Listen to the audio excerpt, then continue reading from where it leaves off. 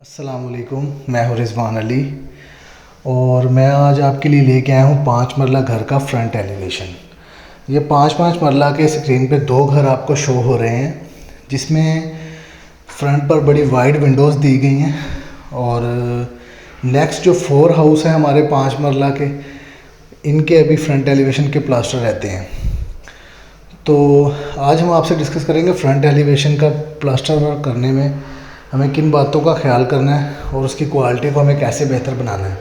आप देख सकते हैं कि बहुत ही खूबसूरत प्लास्टर किया जा रहा है, जिसमें जो टाइल वाले हिस्से हैं वहाँ पर हमने रफ़ कर दिया हुआ है और जो पेंट वाला हिस्सा है उसको हमने क्लीन प्लास्टर किया है, ताकि जो क्लीन प्लास्टर इसीलिए है कि ताकि पेंट का जो काम है वो अच्छे से हो जाए, और रफ़ जो है वो इसलिए करते हैं कि टाइल जो है इसके साथ प्लास्टर के साथ उसकी बॉन्डिंग अच्छी बन जाए।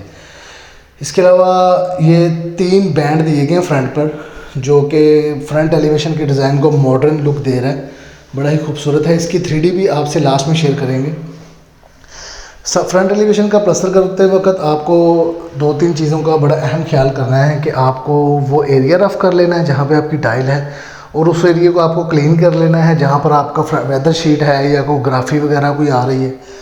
और प्लास्टर करने से पहले जहाँ पे भी आपका लेंटर का जॉइंट आएगा वहाँ पर आपको जाली या मैश वगैरह लगाकर प्रॉपर तरीके से करना है, ताकि कल को उसका कोई क्रैक वगैरह जो है वो आपको सामने शो ना हो। फ्रंट पर बड़ी वाइड विंडोज़ दी गई हैं, अच्छी विंडोज़ हैं, और विंडो के नीचे जो बैंड है वहाँ पर गार्डर लगकर तो फ्रंट का जो एलिवेशन है वो सामने इसका शो होगा। अभी 3D में भी आपको दिखाएंगे।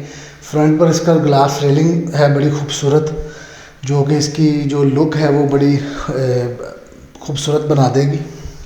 इसके अलावा फ्रंट एलिवेशन का प्लास्टर करते वक्त आपको प्रॉपर एक सामने फोल्डिंग लगानी पड़ती है।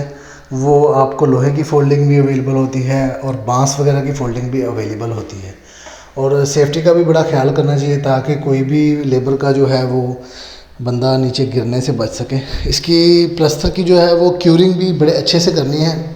आजकल गर्मी का मौसम है तो तकरीबन आपको 5 से 6 दफ़ा पर डे में आपको क्यूरिंग करनी है, और प्लास्टर की जो क्यूरिंग है वो तकरीबन 8 दिन तक करनी चाहिए, ताकि प्लास्टर की क्वालिटी भी बेहतर हो सके और प्लास्टर कच्चा या रफ़ ना रह जाए। आपका मोटर अगर वो रफ़ रह जाएगा, कच्चा रह जाएगा, जिसकी वजह से कल को टाइल लगेगी और टाइल गिरने का खदशा होता है।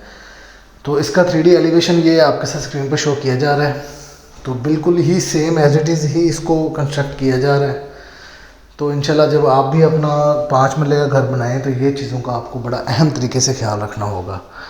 इंशाल्लाह नेक्स्ट वीडियो में हम आपके लिए एक नए टॉपिक के साथ हाज़िर होंगे। अल्लाह हाफिज़, अस्सलाम वालेकुम।